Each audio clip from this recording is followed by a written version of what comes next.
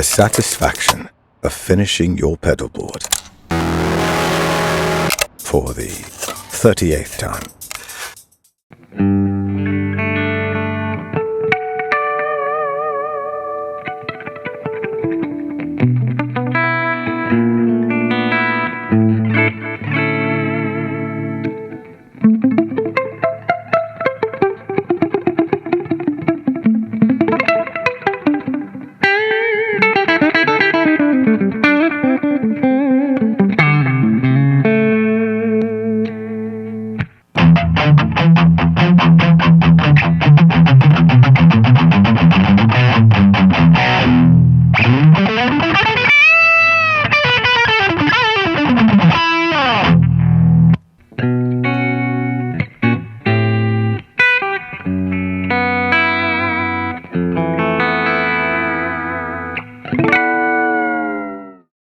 They say tone is in the hands, so use those hands up, smash the like and subscribe button, and your tone will improve as you watch these rig rundowns. I can hear it now.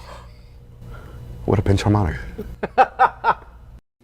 Hey, this is John Bohlinger with Premier Guitar. We're at the historic Ryman Auditorium in Nashville, Tennessee, and I'm with Jake Cinninger of Umphrey's McGee. Jake! Hey, man. Thank you so much for having me. Oh, God, great Man. seeing you. And you guys are doing 2 nights here. Oh, man, it's like, how much can we crunch? Oh, yeah, right. And apparently just packed. So You know, I mean, what a hallowed ground to be playing our music in, so we're very blessed, I must say. That's great, man. Now, I've seen, you've been a long time G&L guy. Yep. Since, I think I got my first G&L in 1991. Wow. Which was like just a black Strat, sort of just the simple version, right? Yeah. With the wound pickups. And then over time I realized, because my gain structure's everywhere, these S500 coils are like a P-bass, right? Oh, really? So they're Alnico poles rather than a wound pickup, so I don't get that 60 cycle Fender thing that I can't really work with super high gains and then say terrible power in a certain room. Right. So that'll be very like, well, tonight's gonna suck because I got in the sound. So these completely eliminate all that ridiculous 60 cycle hum when I have like a high gain amp going on. So really all-purpose workhorse for what I have to do with this band, really. Yeah, and you cover so much ground. Yeah, thank you. You guys, I love this. This gig's got to be so much fun because you get to do whatever. Really stretch out. Well, also like it comes back to like, I've got like 5,000 records at home. So like that's kind of like the flavor center. Sure. It's like a Baskin Robbins sort of mentality of kind of anything's possible. Where normally I don't think that works out too well for bands, but that was kind of our ethos from the beginning. Right. Almost an ADD rock band where we can't really sit too long on one thing. Right?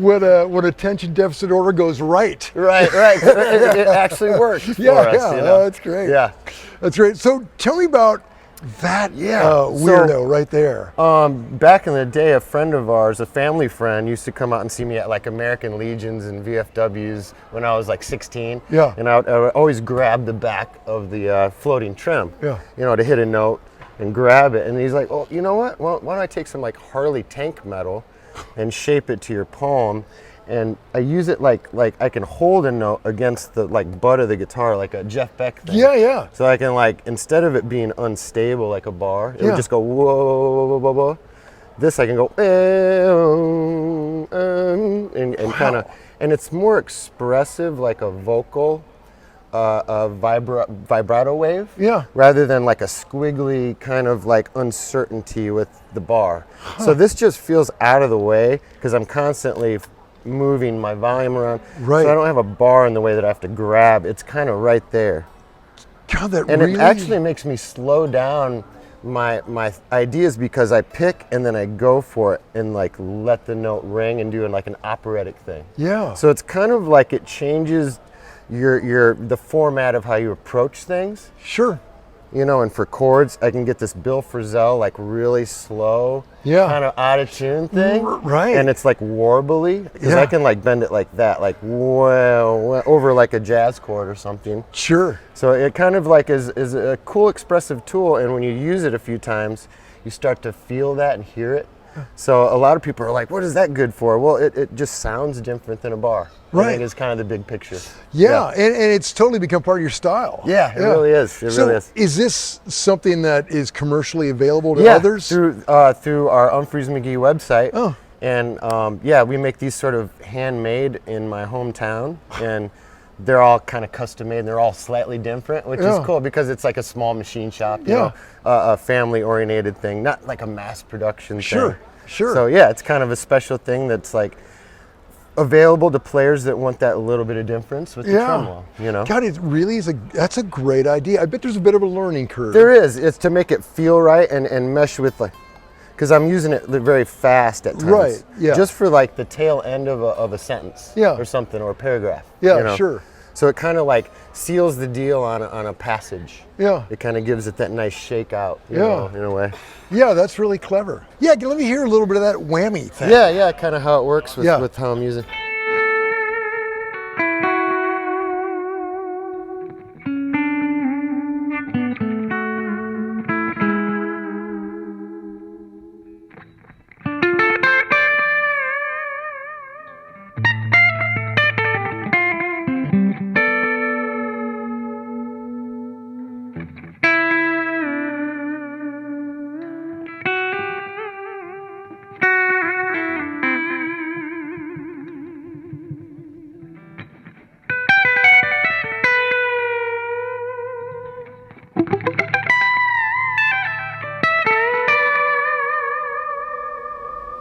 So see how I'm using the butt of the guitar to keep it stable, and then that shows me what speed I could do the vibrato at, right? Yeah, and I like so how you can lock right in on a note and leave it there. It's kind of like, kind of more operatic, more vocal-like is kind of the overall. Yeah, Jake Blade, check it out. Yeah. Okay, cool. But other than that, all stock. Yeah, pretty much. Gino did send me this one, and it's kind of like one of their main luthiers went through and got a really good piece of wood. Sure, the cherry really good. Yeah, just like one, a good neck. Like the winds of the wood are nice. They say in a Strat you want like X amount of actual layers of wood right there. That's like the sign of a great Strat. Oh. So like kind of the more layers you have, the more taut that neck is. If they're really loose and wide, the neck isn't going to be as stable over time. It might actually warp. So that's just one of those inside things I know. Okay, about I'm going to go home neck. and I'm going to check all my Strats. So you kind of see like the layering. Yeah, when you mention it, I can totally see it creates that stability where all the tension is right here, where the neck has to gain all that pressure. Okay. So I notice it just feels like a stout neck, and really like the G&Ls are so road weary.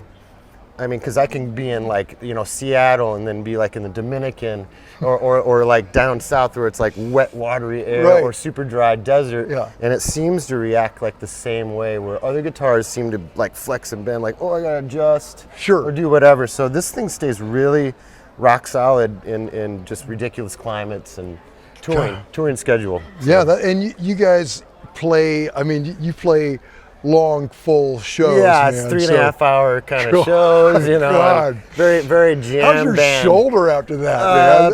I don't think about it anymore. Yeah, right. Put the old CBD salve. Right. It's like, there we go. Yeah, good idea.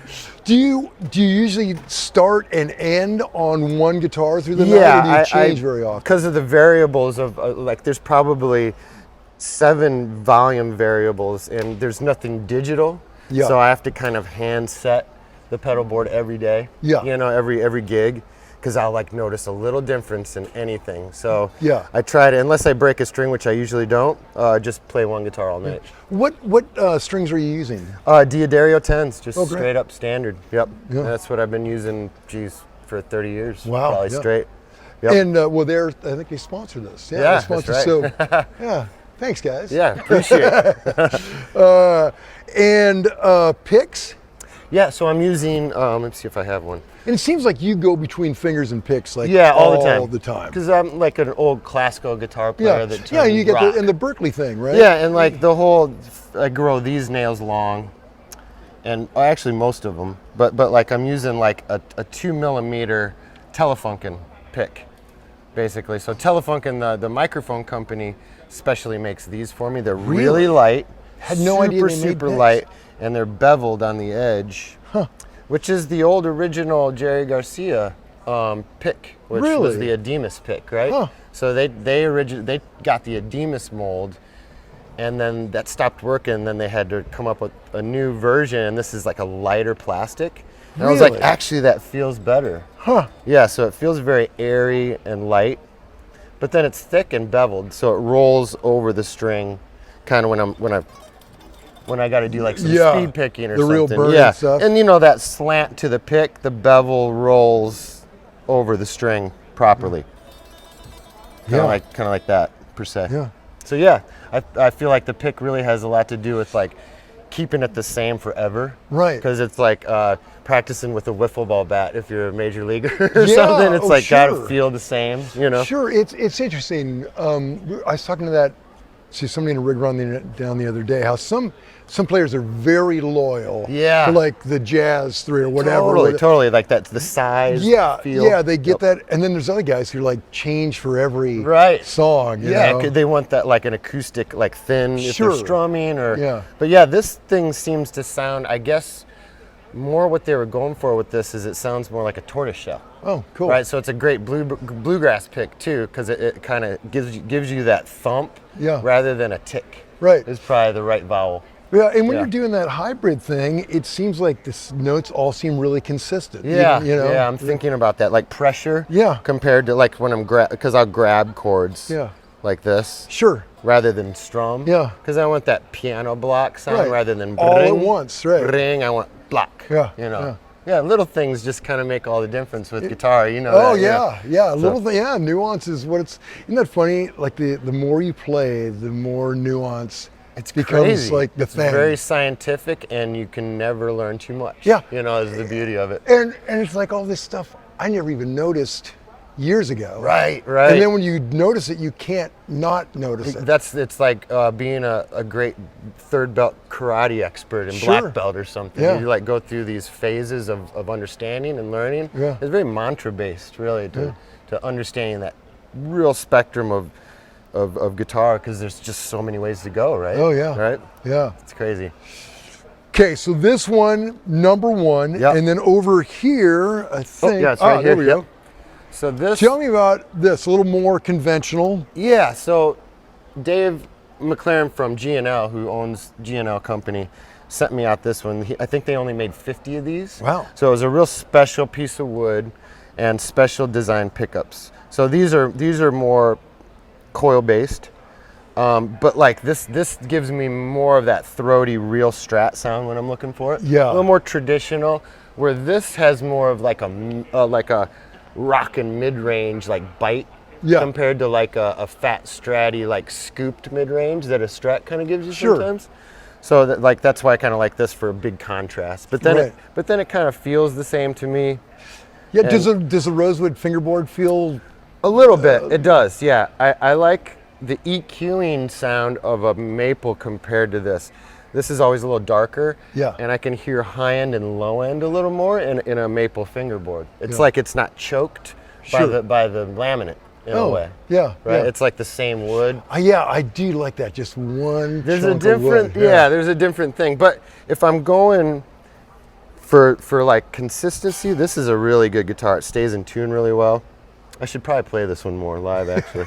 But also the toggle switch that they have is a tele option. Oh, I love that. So it gives you actually like 7 sounds rather than just 5. Right. You know, so you get this really cool scooped tele mid-range sound with the bridge and the neck. And you can get all 3, right? Yeah, exactly. Yeah, with like the middle or like it changes with a return, right? Oh, that's so super cool. versatile on just consonants and vowels that you get different out of one guitar. Yeah. Oh, that's great. Yep. And then you carry one backup model. Yeah, just like that, but it's rosewood neck, which is actually was an older guitar. Yeah.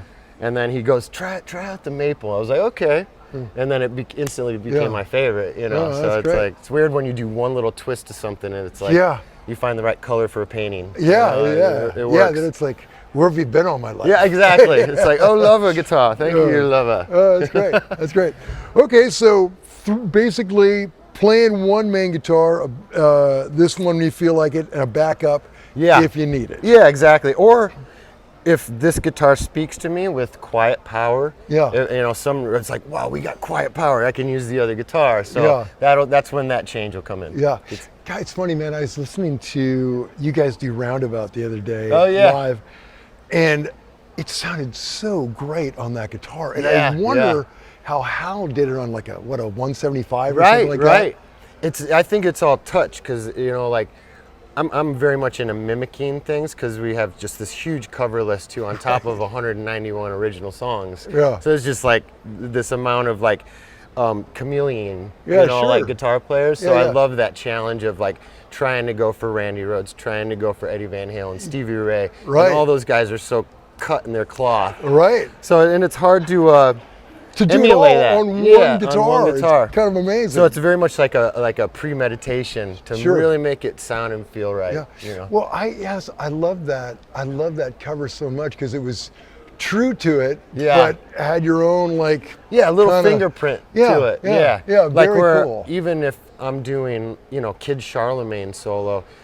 I don't want to play it exactly like Larry Carlton or anything else like that. I'll add a little few of my notes in there, but really stay true to the form. Yeah. And that just kind of keeps it real for what I'm doing. I don't want to be like exact. Sure. But I'll nail the feel. I think is kind of what I'm going for. Yeah. Well, and does Carlton ever play it like that? Right. No. It's I wish I could do it. He did once. Yeah, true. And it was like first take or something, right. It's like, oh my gosh. It took 3 more, kept the first one. Amazing. Gotta love that guy. Oh God, yeah.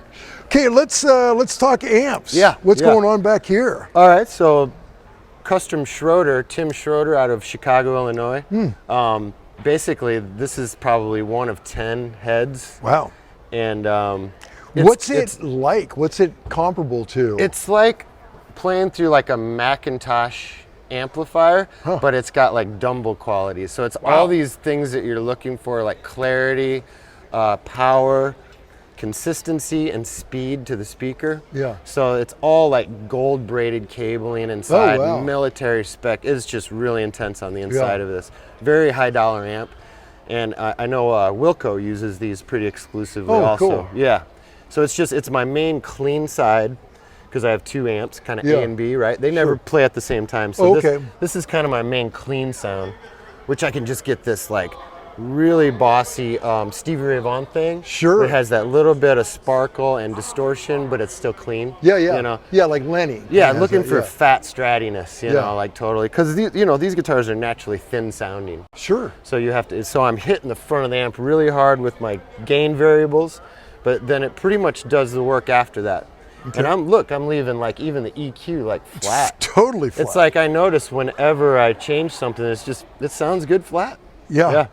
Yeah, I love that. That is very OCD, just straight out. Yeah, and I'm like surprised because my ear's pretty like reactionary to problems, and I'm like, why does it sound so good flat? So we just leave it there. Yeah. Great. Okay, and to the cab, what? Yeah, so it's a Schroeder cab also, and do you know what it's loaded with? I believe they're custom design speakers by Schroeder because he's just an audio genius engineer. And he's like, oh yeah, you want to put these speakers with this head? And I'm like, okay, you tell me what to do, you know? Right. So, and I trust his judgment. He's just a total genius. He's the guy that would work on like Jimi Hendrix's Univibe for a rich doctor that has it. Wow. You know, it's like $1 million pedal. You know? So he's a point-to-point spec guy who like, that's why the inside, the guts of that amp are just off the charts. Really. A proper nerd genius. Big time. People good. I like, you know what I'm saying? Yeah, you need them. And then, Shure SM9 is what our front of house guy, Coach, decided sounded really good on the cab. So I'm like, use your ear, use what flavor you think should be there. Sure. So I kind of, occasionally I'll go like this, and then he'll get upset. Yeah. You know what I mean? It's like who touched my it's like, I hear frequency wrong. You know. And then the Oldfield is kind of my Marshall-y side, kind of rectifier side, kind of like plexi side. So this thing's set basically to just go jin, jin, jin, jin, jin, right? So it's my Metallica switchover. Yeah. And like I said, none of these are on at the same time. It's always an A-B. You know, that makes sense because, like I said, your tone, you're varies so wildly. Yeah, I want contrast, right? Like instantaneous contrast. So that A-B thing really gives me like super glassy, like jazz chord, and then I can go and then go right back to like a glassy clean. You know? Unleash hell. Yeah, and then go to heaven. Yeah, you know, kind of thing. Yeah. And then the Oldfield is made by Paul Gussler he's out in like North Carolina. Again, another like small boutique guy who like loved our band 25 years ago and was like, I'm gonna make you that specific amp. Wow. So it's basically a one of one. Oh, it's great. It's called the JC100, which would be like, right? So I'm pretty lucky to have this sort of thing. Yeah. Again, he made the cab. And then that's loaded with those classic like Electro Voice. Oh, wow. Right, drivers, because I want them to react more like a bass guitar speaker. Sure. Instead of it being like floppy. I want it to be very fast with the, you know, the vibration of that speaker. I don't want it moving. I want it being tight like a driver almost. Wow. Yeah. So little things like that just make it all make sense in my musical world, you know, in that sense. Yeah.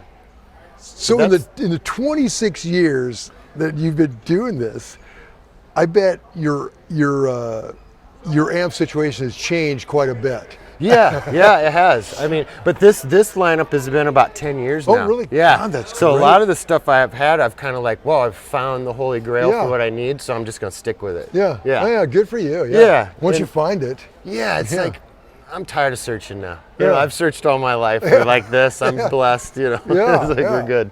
Yeah, that's great. Okay, so before we get into pedals, I want to hear just a quick A-B of the amps. Yeah. So say if I'm going. Oops, I accidentally hit the other one. So again, I'll go like.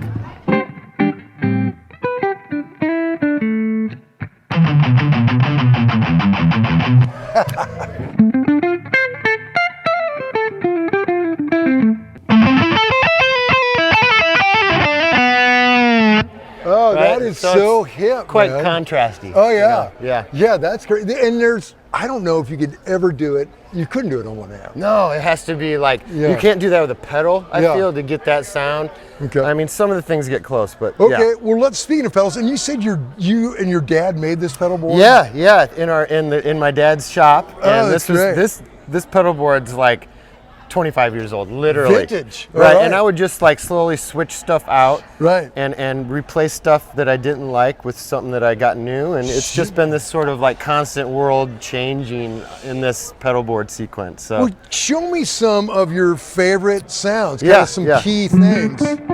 So basically my straight up clean tone, is the Fuchs Plush compressor, and then that's on, and then the Cold Fusion Overdrive, the Bonsai, is always on. Really? So I shape it, and that's where I get the juiciness. That's without it. Wow. I'm actually pushing the amp that hard.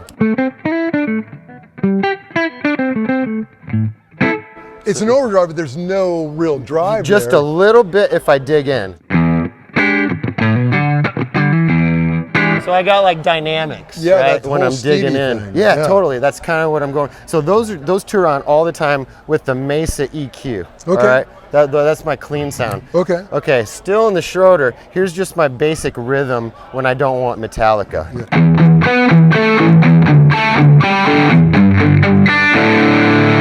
All right, now here's my main lead, like it's a David Gilmour, the Earth Drive and the Fuzz Bucket combined. Okay.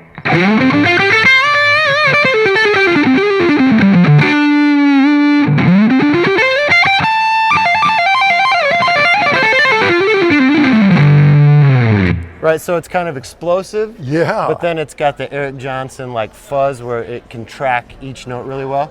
So I'm kind of going with that. And then my delay is 5. And I can.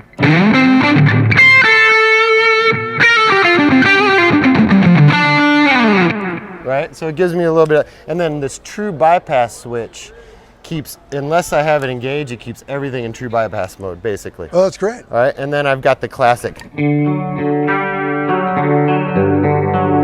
Right, the mind bender chorus. God, hard to beat. God, hard to that's beat that great. one. Which is a BBE, right? Yeah, sure. Owned by G&L. Okay, and then really? I didn't understand. Yeah, they bought the okay. rights to. Oh. So here's my weird effects. Purchase. That's got a super shifter.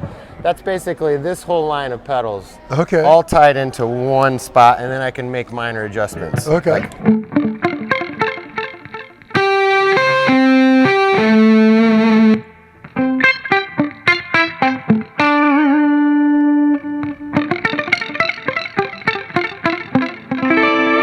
So it gives me like this 12-string thing, Yeah. right? Okay, and then the phaser's the last.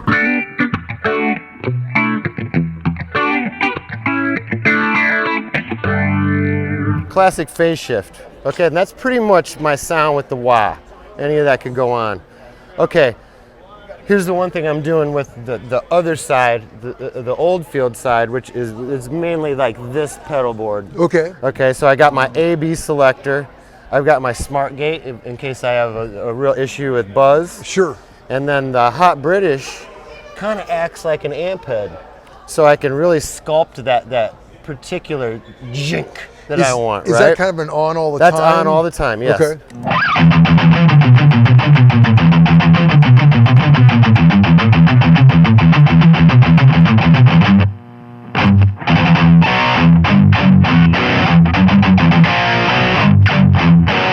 Right, so it gives me that quick, and then I'm getting that good stuff through scooping the tone bone. Oh, right? okay. Yeah, and that's pretty basic. And then really what I go into first, the secret ingredient, is the steel guitar black box. Yeah, Right? I've seen a few people use it. What does it do? It's like a mastering agent for your pickups. So I can Okay. add like air, like an air band to my clean sound or whatever I'm going through. So it's really subtle, but it has a lot to do with the top end cutting through like 10,000 kilohertz and above. Huh.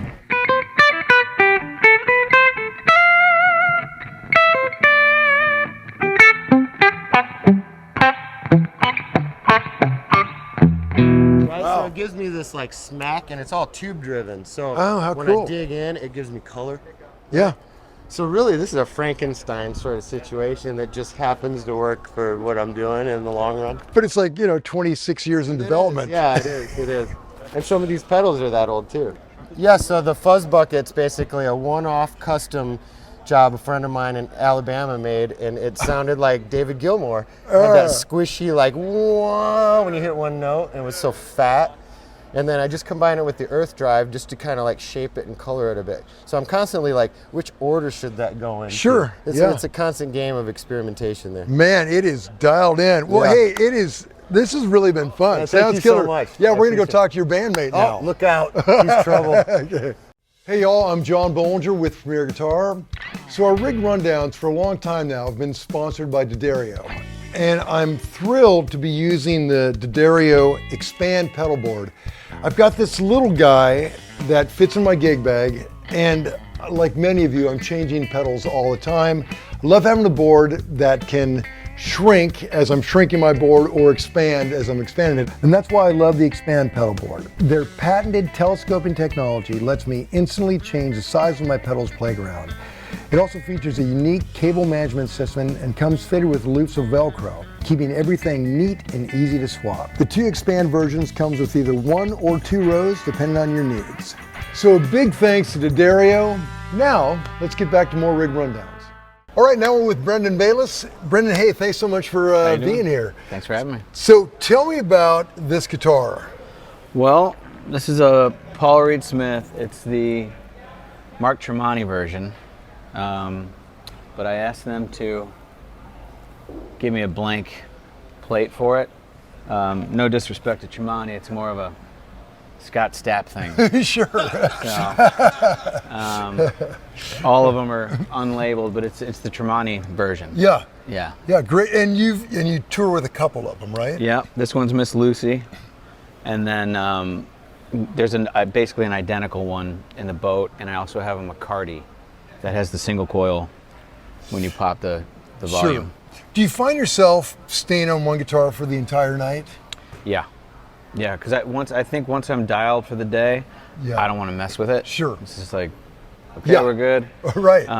But this one is a little hotter, and the other one, when I switch pickups, it's a little bit of a difference. So, for the most part, unless like there's an open tuning or a drop D, whatever I sound check with that day is what I'm going to use that That's night. the one. Yeah. Okay. Yeah, totally makes sense. And what strings are you using?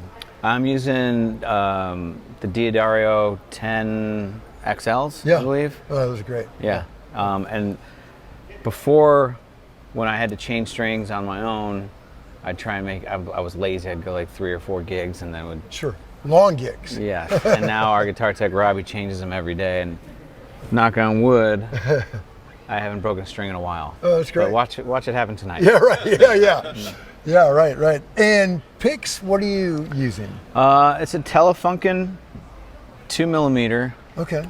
And I'm not sure if they make them anymore. So I've got like 5 or 6 of them, and they're all starting to round down and get really.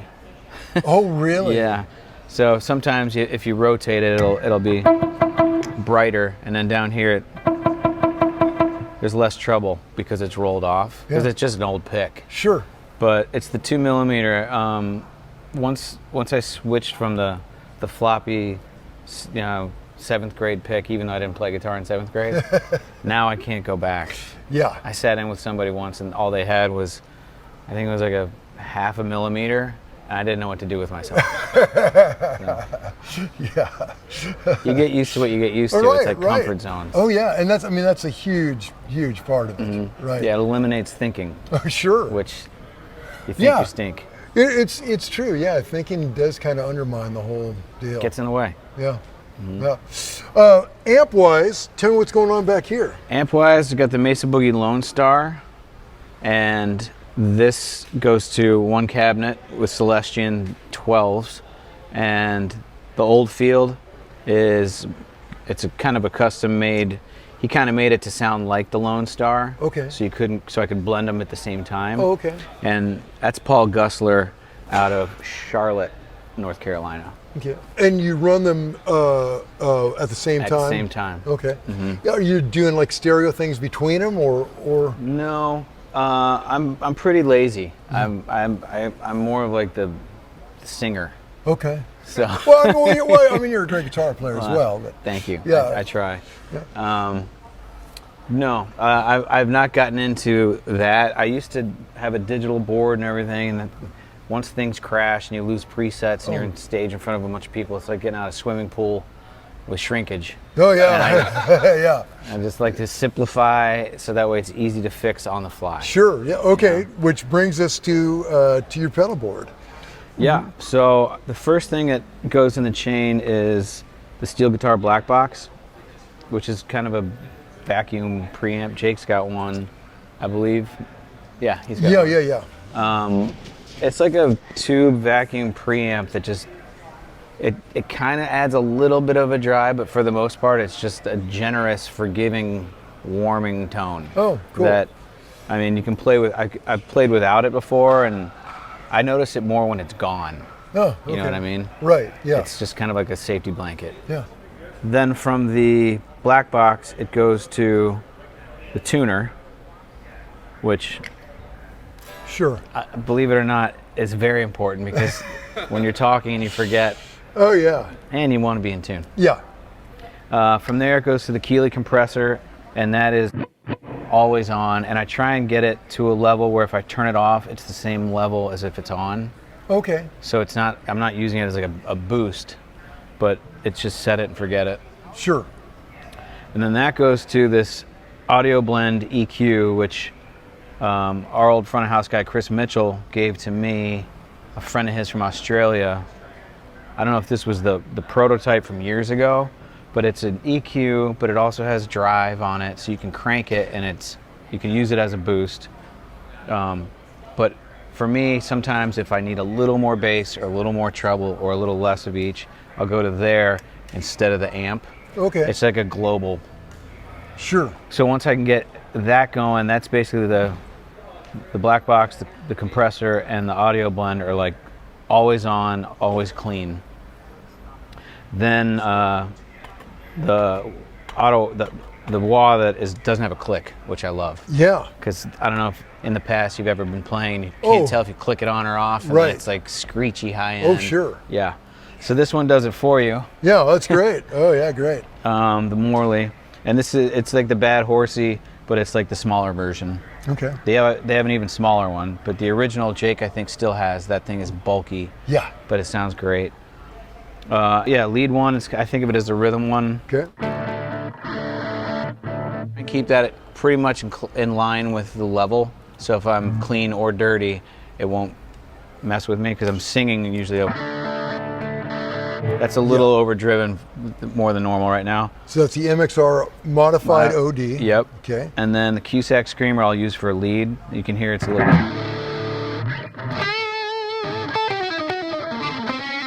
That's a little more like a... I won't use it for rhythm at all. I'll just use it if I'm playing like a line or a solo. And then the Little Timmy MXR is like a third option. I'll use that probably if it needs more low end.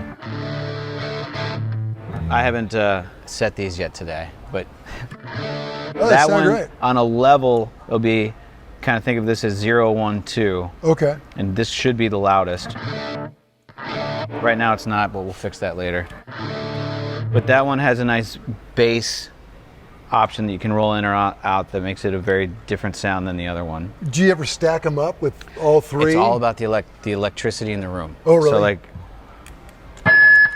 not tonight. Yeah. Right? But sometimes the MXRs you can stack, but not tonight. Yeah, not tonight. Okay. And then from there, I'm going into a Cusack. He's out of Michigan. It's a tap-a-whirl. So it's essentially like I love this guy. It's kind of like a Leslie, and if you hold it down, it'll slow it down, or if you take it off and now it'll speed it up. So you can kind of play with the speed as you're playing, or you can just tap tempo it.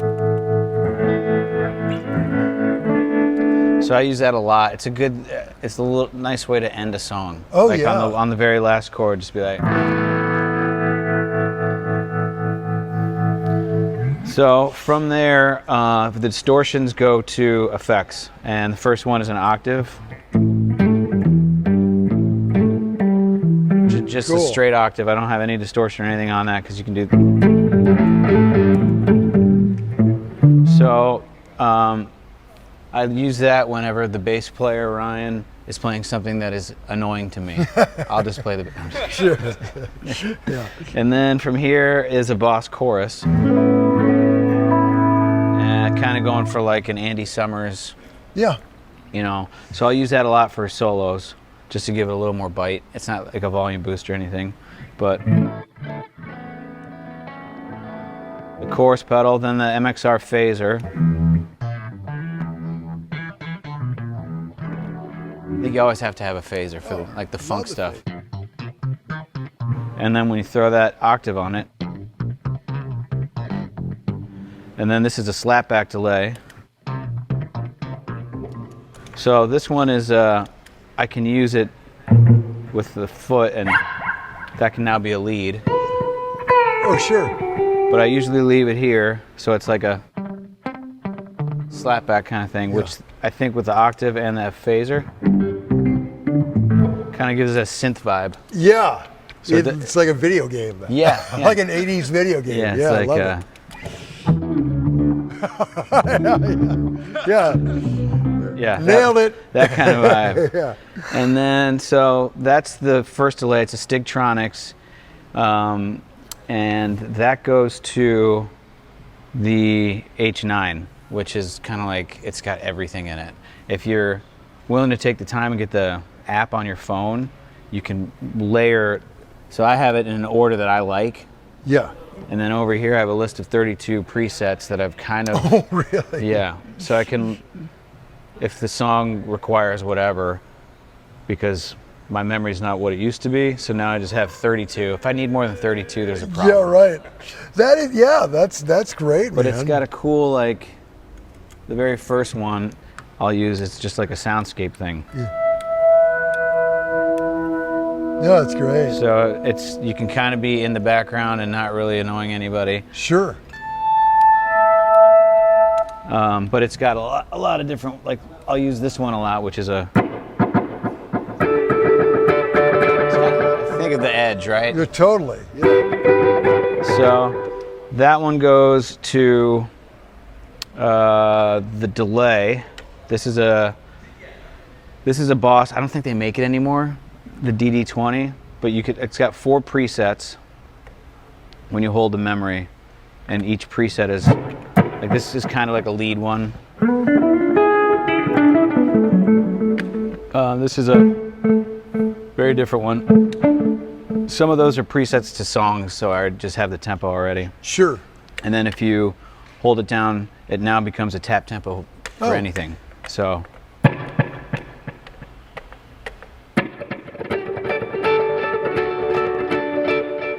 So sometimes I'll have this delay and that delay on at the same time. Not all the time. And then from there I'm going to the AB. This is a Mesa Boogie. This is a solo boost or to activate the distortion channel in here. Sure. But it only hits these 2 speakers so far. So sometimes I'll only use it if it's like everybody's going. Yeah. And I need that push over the cliff. Sure, sure. And then this is the AB, so I can kind of alternate between what amp is, I guess. It's really up to Coach. Our front of house guy, I kind of get out of the way. Yeah. Here's what you have to work with. Right. Be forgiving. With most of your pedals kind of being not huge jumps in volume, are you working your volume on guitar for a little bit? Yeah. Usually it's about here, about 9. Yeah. And then if I need, I'll save it for the solo.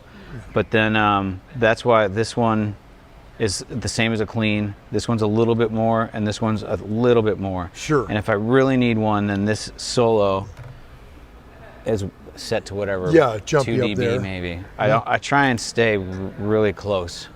I don't like jumping all over the place. Yeah, yeah. Yeah, well, it sounds great, man, and you guys are gonna have a blast here tonight, man. I mean, this is the Ryman. Right, yeah. Right? Yeah, you'll be to hear yourself a week from now, still bouncing That's around. amazing, right? Yeah, this room is beautiful. Yeah. So, yeah, well, it's it. Pretty straightforward, pretty simple. I like to be able to isolate the problem when something happens. Sure. And with this way, you can figure it out quickly and troubleshoot it live. Yeah, and it's great. You can just get down and tweak as you go because you guys are so jammy. You know. Yep. You can call an audible at any time. Exactly. Yeah, great. Well, hey, man, thanks so much for seeing us today. Thank you. I appreciate it, man. Till Thanks next for time, having us. y'all. The Expand Pedal Power Battery Kit is the ultimate solution for gigging musicians who rely on pedals to shape their sound, giving you drop-and-go rechargeable power that's always clean, quiet, and reliable.